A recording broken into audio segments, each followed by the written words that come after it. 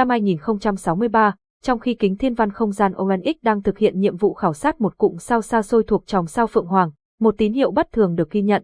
Tín hiệu này có cường độ dao động theo chu kỳ, không giống bất kỳ hiện tượng thiên văn nào từng biết. Tiến sĩ Elias Carter, trưởng nhóm nghiên cứu tại trạm vũ trụ Helios 7, nhận được thông báo từ hệ thống AI giám sát.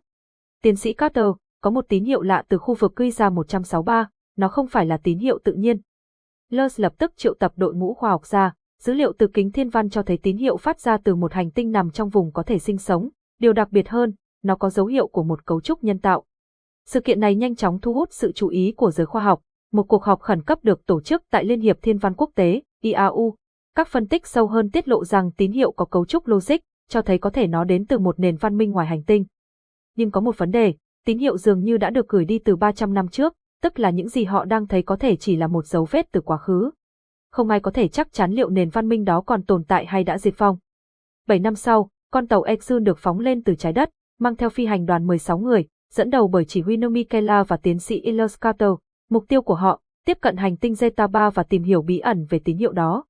Sau 17 năm di chuyển, họ cuối cùng cũng tiến vào quỹ đạo của Zeta 3. Hành tinh này có kích thước tương đương trái đất, bầu khí quyển chứa oxy, nhưng có những xoáy bão kỳ lạ trên bề mặt.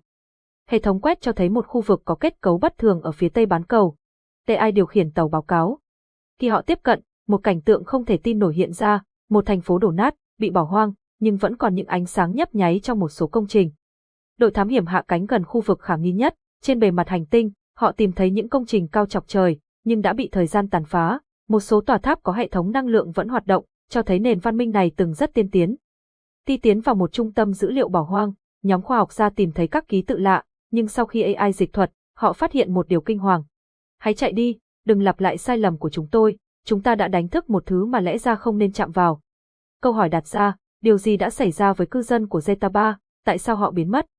Khi thám hiểm sâu hơn, nhóm nghiên cứu tìm thấy một cỗ máy khổng lồ nằm dưới lòng đất, nó có dấu vết của công nghệ sinh học và cơ khí hợp nhất. Naomi Kela kích hoạt một bảng điều khiển, nhưng ngay lập tức, toàn bộ hệ thống bắt đầu sáng lên. Một tiếng vang vọng trong tâm trí họ, không qua bộ đàm, không qua loa phát, mà trực tiếp trong đầu. Các ngươi không nên đến đây, các ngươi sẽ là những kẻ tiếp theo. Cả nhóm hoảng loạn.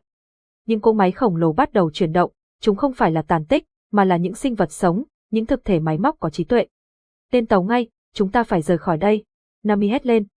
Tay xương cất cánh khi những thực thể đó bắt đầu thức tỉnh hoàn toàn. Khi phi hành đoàn nhìn xuống, họ thấy những con tàu khổng lồ bắt đầu rời khỏi bề mặt hành tinh, đuổi theo họ. Vũ trụ không còn yên tĩnh nữa. Khi hành đoàn Exxon cố gắng tăng tốc để thoát khỏi sự truy đuổi, họ gửi tín hiệu khẩn cấp về trái đất, cảnh báo rằng Zeta 3 không phải là một hành tinh bỏ hoang, mà là một cạm bẫy. Trước khi rời khỏi hệ sao Giza 163, họ nhận được một thông điệp cuối cùng từ hệ thống dịch thuật của AI. Chúng ta từng là bá chủ thiên hà, nhưng chính ta đã tạo ra kẻ hủy diệt của mình. Nếu các ngươi không muốn chịu chung số phận, hãy để vũ trụ ngủ yên. Những con tàu máy móc từ Zeta 3 đột ngột dừng lại, như thể nhận được một mệnh lệnh bí ẩn từ xa xăm.